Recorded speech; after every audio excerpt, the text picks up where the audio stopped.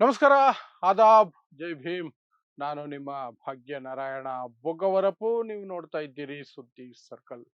ಭಾರತದ ಪ್ರತಿಷ್ಠಿತ ವಿಶ್ವವಿಖ್ಯಾತ ಇಸ್ರೋ ಇಸ್ರೋ ಈಗ ಸಿಬ್ಬಂದಿ ಕೊರತೆಗೆ ಒಳಪಡ್ತಾ ಇದೆ. ಯಾಕೆಂದ್ರೆ 100ಕ್ಕಿಂತ ಹೆಚ್ಚು ವಿಜ್ಞಾನಿಗಳು ಮತ್ತು ತಾಂತ್ರಿಕ ಸಿಬ್ಬಂದಿ ಕಳೆದ ಕೆಲವು ತಿಂಗಳುಗಳಲ್ಲಿ ಕೆಲಸ ಬಿಟ್ಟು ಹೋಗಿದ್ದಾರೆ. ವಾಲಂಟರಿ ರಿಟೈರ್ಮೆಂಟ್ ತಗೊಂಡು ಕೆಲಸ ತೊರೆದು ಹೋಗಿದ್ದಾರೆ. 120ಕ್ಕಿಂತ ಹೆಚ್ಚು ಅಂತ ಹೇಳಲಾಗ್ತಿದೆ. ಅದರಲ್ಲಿ ಅಧಿಕ ಸಂಖ್ಯೆಯಲ್ಲಿ ವಿಜ್ಞಾನಿಗಳು ಸಹ ಸೇರ್ಕೊಂಡಿದ್ದಾರೆ. ಅದರಿಂದ ಚಂದ್ರಯಾನ 3 ಬಹಳ ವಿಳಂಬ ಆಗುವ ಸಾಧ್ಯತೆ ಇದೆಯಂತೆ. ಸೊ ಯಾಕೆ ತೊರೀತಾ ಇದ್ದಾರೆ ಇಸ್ರೋವನ್ನ ವಿಜ್ಞಾನಿಗಳು? ಏನ್ ನಡೀತಾ ಇದೆ ಇಸ್ರೋದಲ್ಲಿ? ಮತ್ತು ಈ ಸರ್ಕಾರ ಏನು ಮಾಡ್ತಾ ಇದೆ? ಸಗಣಿಯಲ್ಲಿ ಗಂಜಲದಲ್ಲಿ ಔಷಧೀಯ ಗುಣ ಇದೆ, ಕ್ಯಾನ್ಸರ್ ಗುಣ ಮಾಡ್ತೀವಿ ಅಂತ ಹೇಳಿಕೊಂಡು ಕೋಟಿ ಕೋಟಿ ಸುರಿದು ಅದಕ್ಕೆ ರಿಸರ್ಚ್ ಸೆಂಟರ್ಗಳನ್ನು ಮಾಡ್ತಿರುವಂತಹ ಈ ಮೂಢ ಸರ್ಕಾರ ಇಸ್ರೋದಲ್ಲಿ 100ಕ್ಕಿಂತ ಹೆಚ್ಚು ವಿಜ್ಞಾನಿಗಳು ಮತ್ತು ತಾಂತ್ರಿಕ ಸಿಬ್ಬಂದಿ ಕೆಲಸ ಬಿಟ್ಟು ಹೋಗ್ತಿದ್ರೆ ಏನು ಮಾಡ್ತಾ ಇದೆ ಮತ್ತು ಈಗ ಏನೋ ಒಂದು ಕ್ರಮ ಕೈಗೊಂಡಿದ್ದಾರೆ. ಅದಂತಹ ಸ್ಟುಪಿಡ್ ಸ್ಟುಪಿಡ್ ಸ್ಟೆಪ್ ಅನ್ನೋದನ್ನು ಸಹ ವಿವರಿಸುವಂತಹ ಪ್ರಯತ್ನವನ್ನು ಮಾಡ್ತೀನಿ. ಸೊ ಮೊದಲಿಗೆ ಬರ್ತಿರುವಂತಹ ಅತಿ ದೊಡ್ಡ ಶಾಕಿಂಗ್ ಮತ್ತು ಕೆಟ್ಟ ಸುದ್ದಿ ಅಂದ್ರೆ ಜಗದ್ವಿಖ್ಯಾತ ಇಸ್ರೋ ಅತಿ ಕಡಿಮೆ ಹಣದಲ್ಲಿ ಪ್ರಪಂಚದ ಯಾವ ದೇಶವೂ ಸಹ ಸಾಧಿಸಲಾರದಂತಹ ಸಾಧನೆಗಳನ್ನ ಭಾರತದ ಇಸ್ರೋ ಮಾಡಿದೆ. ಕಡಿಮೆ ಬೆಲೆಗೆ ರಾಕೆಟ್ಗಳನ್ನು ಉಡಾಯಿಸುವುದರಿಂದ ಹಿಡಿದು ಉಪಗ್ರಹಗಳನ್ನು ಉಡಾಯಿಸುವವರೆಗೆ ಚಂದ್ರಯಾನವಂತಹ ಒಂದು ದೊಡ್ಡ ಒಂದು ಪ್ರಾಜೆಕ್ಟ್ ಅನ್ನ ಅತ್ಯಂತ ಕಡಿಮೆ ಬೆಲೆಯಲ್ಲಿ ನಿಭಾಯಿಸುವವರೆಗೆ ಎಲ್ಲ ರೀತಿಯ ರೆಕಾರ್ಡುಗಳು ಸಹ ಇಸ್ರೋ ಹೆಸರಲ್ಲಿ ಇದ್ದಾವೆ. ಅಂಥ ಇಸ್ರೋದಿಂದ ಈಗ 120ರವರೆಗೆ 100+ ವಿಜ್ಞಾನಿಗಳು ಮತ್ತು ತಾಂತ್ರಿಕ ಸಿಬ್ಬಂದಿ ಕಳೆದ ಕೆಲವು ತಿಂಗಳಲ್ಲಿ ರಾಜೀನಾಮೆ ಕೊಟ್ಟು ಹೊರಟುಬಿಟ್ಟಿದ್ದಾರೆ. ಸೊ ಕಾರಣ ಏನು? ಸರ್ಕಾರ ಕೊಡ್ತಿರುವ ಕಾರಣ, ಅಧಿಕೃತವಾಗಿ ಬರ್ತಿರುವಂತಹ ಕಾರಣ, ಖಾಸಗಿ ಕ್ಷೇತ್ರಗಳಲ್ಲಿ ಅಥವಾ ಖಾಸಗಿ ಕಂಪನಿಗಳು ಈಗ ಬಾಹ್ಯಾಕಾಶ ಕ್ಷೇತ್ರದಲ್ಲಿ ದೊಡ್ಡ ದೊಡ್ಡ ಸಾಧನೆಗಳನ್ನ ಅಥವಾ ಪ್ರಾಜೆಕ್ಟ್ಗಳನ್ನ ಮಾಡ್ತಿದ್ದಾವೆ. ಅಲ್ಲಿಗೆ ಅವರೆಲ್ಲರೂ ಸಹ ಹೋಗ್ತಿದ್ದಾರೆ. ಯಾಕೆಂದ್ರೆ ಅಲ್ಲಿ ಹೆಚ್ಚಿನ ಸಂಬಳ ಸಿಗುತ್ತೆ ಅಂತ. ಸಂಬಳ ಜಾಸ್ತಿ ಸಿಗುತ್ತೆ, ಸೌಲಭ್ಯಗಳು ಜಾಸ್ತಿ ಇರ್ತವೆ ಮತ್ತು ಗ್ರೋತ್ ತುಂಬಾ ಫಾಸ್ಟ್ ಇರುತ್ತೆ. ಇಲ್ಲಿ ಸೈಂಟಿಸ್ಟ್ ಇಂದ ಸೀನಿಯರ್ ಸೈಂಟಿಸ್ಟ್ ಆಗೋದಕ್ಕೆ 10-15 ವರ್ಷ ಹಿಡಿದ್ರೆ ಅಲ್ಲಿ 3-4 ವರ್ಷಕ್ಕೆ ಆಗ್ಬಿಡ್ಬಹುದು. ಕೈ ತುಂಬ ಸಂಬಳ ಇರುತ್ತೆ. ಆ ಕಾರಣಕ್ಕೇನೆ ಇಸ್ರೋ ತೊರೆದು ಅಲ್ಲಿಗೆ ಹೋಗ್ತಿದ್ದಾರೆ ಅನ್ನೋದು ಅಧಿಕೃತವಾಗಿ ಸರ್ಕಾರವೂ ಸಹ ಹೇಳ್ತಿರುವಂತಹ ಕಾರಣ. ಆದರೆ ಅನಧಿಕೃತವಾಗಿ ಬರ್ತಿರುವಂತಹ ಒಂದಷ್ಟು ವರದಿಗಳು, ಒಂದಷ್ಟು ವಿಚಾರಗಳೇನು ಅಂದ್ರೆ ಇಸ್ರೋನಲ್ಲಿ ಬಹಳ ವ್ಯತ್ಯಾಸಗಳಾಗಿದ್ದಾವೆ ಇತ್ತೀಚಿನ ವರ್ಷಗಳಲ್ಲಿ.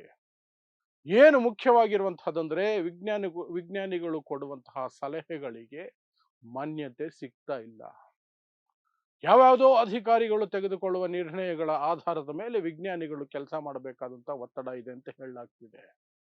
ಅದರ ಜೊತೆಗೆ ಇಲ್ಲಿರುವಂತಹ ವಿಕೇಂದ್ರೀಕರಣ ಆಗ್ತಿದ್ರೆ ಇಡೀ ಜಗತ್ತಿನಲ್ಲಿ ಪವರ್ ಡಿಸೆಂಟ್ರಲೈಸೇಷನ್ ಆಗ್ತಿದ್ರೆ ಅಲ್ಲಿ ಅಧಿಕಾರ ಕೇಂದ್ರೀಕರಣ ಆಗ್ತಿದೆ. ಒಬ್ಬ ವ್ಯಕ್ತಿಯನ್ನ ಯಾರು ಮೋದಿ ಸರ್ಕಾರ ನೇಮಿಸುತ್ತೆ ಡೈರೆಕ್ಟರ್ ಆಗಿ, ಇನ್ಚಾರ್ಜ್ ಆಗಿ, ಅವರೇ ಎಲ್ಲವೂ ಆಗುವಂತಹ ಸನ್ನಿವೇಶಗಳು ಬರ್ತಿದಾವೆ. ಬೇರೆಯವ್ರಿಗೆ ಯಾರಿಗೂ ಬೆಲೆನೇ ಇಲ್ಲ.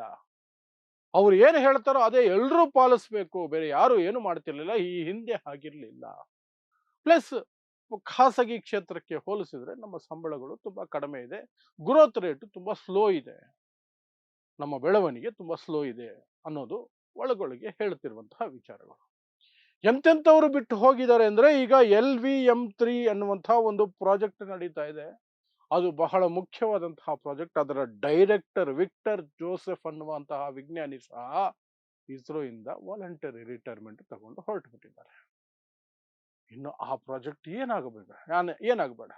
ಇನ್ನು ಚಂದ್ರಯಾನ 3ಕ್ಕೆ ಸಂಬಂಧಪಟ್ಟಂತಹ ಸಾಕಷ್ಟು ವಿಜ್ಞಾನಿಗಳು, ಆ ಪ್ರಾಜೆಕ್ಟ್ ಅಲ್ಲಿ ಇದ್ದಂತಹ ಸಾಕಷ್ಟು ವಿಜ್ಞಾನಿಗಳು ಸಹ ಇಸ್ರೋವನ್ನ ತೊರೆದು ಹೋಗಿದ್ದಾರಂತೆ.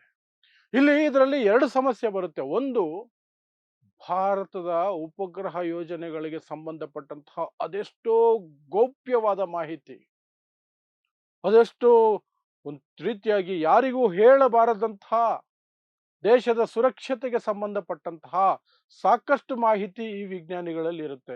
ಅದು ಖಾಸಗಿ ಕ್ಷೇತ್ರಕ್ಕೆ ಹೋದಾಗ ಖಾಸಗಿ ಕ್ಷೇತ್ರದಲ್ಲಿ ದೇಶಕ್ಕಾಗಿ ಅದನ್ನ ಬಳಸ್ತಾರೆ ಅಥವಾ ಎಲ್ಲಿಯೂ ಲೀಕ್ ಮಾಡೋದಿಲ್ಲ ಅಂತ ಹೇಳಲಿಕ್ಕೆ ಬರೋದಿಲ್ಲ.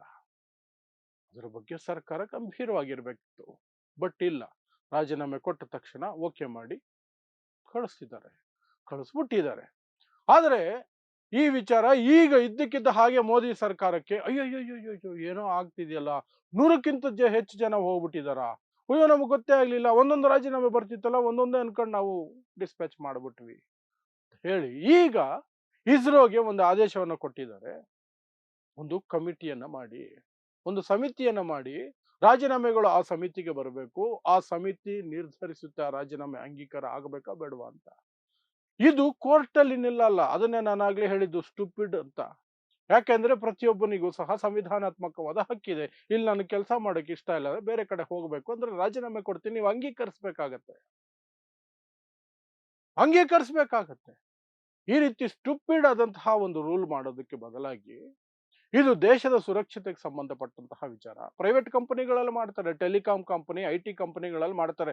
ನೀವು ಕೆಲಸ ಬಿಟ್ಟು ಹೋದರೆ ಅಥವಾ ನಿಮ್ಮನ್ನ ನಾವು ಕೆಲಸದಿಂದ ಕಿತ್ತು ಹಾಕಿದರೆ ನಿಮಗೆ ಇಷ್ಟು ಹಣ ಕೊಡ್ತೀವಿ, ನೀವು ಮುಂದಿನ 6 ತಿಂಗಳು ಅಥವಾ 1 ವರ್ಷ ಬೇರೆ ಎಲ್ಲೂ ಕೆಲಸಕ್ಕೆ ಸೇರೋ ಹಾಗಿಲ್ಲ. ಇದೇ ಕ್ಷೇತ್ರದಲ್ಲಿ, ಬೇರೆ ಕ್ಷೇತ್ರದಲ್ಲಿ ಸೇರಬಹುದು.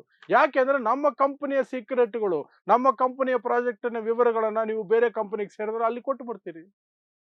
ಖಾಸಗಿ ಕ್ಷೇತ್ರದಲ್ಲಿ ಆ ರೀತಿ ಕಾಂಪಿಟಿಷನ್ ಕಾರಣಕ್ಕೆ ಅದು ಇರೋದಾದ್ರೆ, ಇಸ್ರೋ ಅನ್ನುವಂತಹ ದೇಶಕ್ಕೆ ಬಹಳ ಮುಖ್ಯವಾದಂತಹ ಸಂಸ್ಥೆ, ಬಾಹ್ಯಾಕಾಶ ಕ್ಷೇತ್ರದಲ್ಲಿ ಎಲ್ಲ ಪ್ರಾಜೆಕ್ಟ್ಗಳನ್ನು ಹ್ಯಾಂಡಲ್ ಮಾಡುವಂತಹ ಸಂಸ್ಥೆ, ದೇಶದ ಸುರಕ್ಷತೆ ವಿಚಾರವಾಗಿಯೂ ಸಹ ಸ್ಯಾಟಲೈಟ್ಗಳನ್ನ ಬಳಸೋದು ಹೇಗೆ, ಯಾವೆಲ್ಲ ಸ್ಯಾಟಲೈಟ್ಗಳು ಯಾವ ವಿಚಾರಕ್ಕೆ ಸೇನೆ ಬಳಸುತ್ತೆ, ಎಲ್ಲ ವಿವರಗಳನ್ನು ಹೊಂದಿರುವಂತಹ ಇಸ್ರೋ ಅಂತಹ ಒಂದು ಕಂಪನಿಯಿಂದ ಬೇರೆ ಖಾಸಗಿ ಇದಕ್ಕೆ ಹೋದ್ರೆ ಏನೆಲ್ಲ ಮಾಹಿತಿ ಸೋರಿಕೆ ಆಗೋ ಸಾಧ್ಯತೆ ಇರುತ್ತೆ.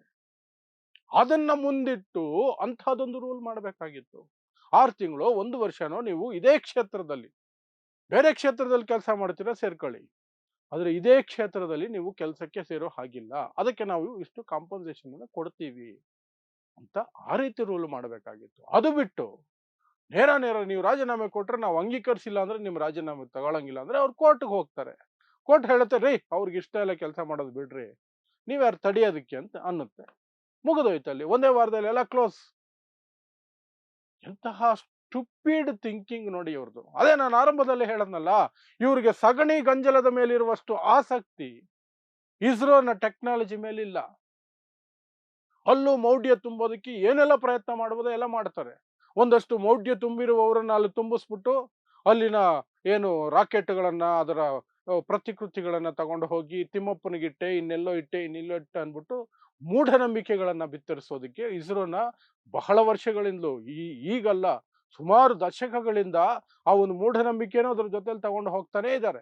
ಅದು ಈಗ ಉಲ್ಟಾ ಹೊಡೆಯೋದಕ್ಕೆ ಶುರುವಾಗಿದೆ, ಬೇರೆ ರೀತಿಯಲ್ಲಿ ಉಲ್ಟಾ ಹೊಡೆಯೋದಕ್ಕೆ ಶುರುವಾಗಿದೆ. ಇಸ್ರೋ ಇಂದ ಈಗ ಈ ರೀತಿಯಾದಂತಹ ಒಂದು ಸನ್ನಿವೇಶ ಹೊರಗಡೆ ಬರ್ತಾ ಇದೆ. 100ಕ್ಕಿಂತ ಹೆಚ್ಚು, ಕೆಲವರು 120 ಅಂತ ಹೇಳ್ತಿದ್ದಾರೆ, ವಿಜ್ಞಾನಿಗಳು ಮತ್ತು ತಾಂತ್ರಿಕ ಸಿಬ್ಬಂದಿ ಇಸ್ರೋವನ್ನ ತೊರೆದು ಹೋಗಿದ್ದಾರೆ. ಸೊ ಇದಿಷ್ಟು ಅದಕ್ಕೆ ಕುರಿತಾದಂತಹ ಬಂದಿರುವಂತಹ ಸುದ್ದಿ ಮಾಹಿತಿ, ಮತ್ತೆ ಈ ಸರ್ಕಾರದ ಸ್ಟುಪಿಡಿಟಿ, ಯಾವ ರೀತಿ ರೂಲ್ ಮಾಡಬೇಕು, ಹೇಗೆ ಹ್ಯಾಂಡಲ್ ಮಾಡಬೇಕು ಅಂತ ಗೊತ್ತಿಲ್ಲದಂತಹ ಒಂದು ರೀತಿಯ ಅಯೋಗ್ಯತನದಲ್ಲಿ ಮುಳುಗಿರುವಂತಹವರು, ತುಂಬೋಗಿರುವಂತಹ ಸರ್ಕಾರದ ಮನಸ್ಥಿತಿ ಅಷ್ಟೆ.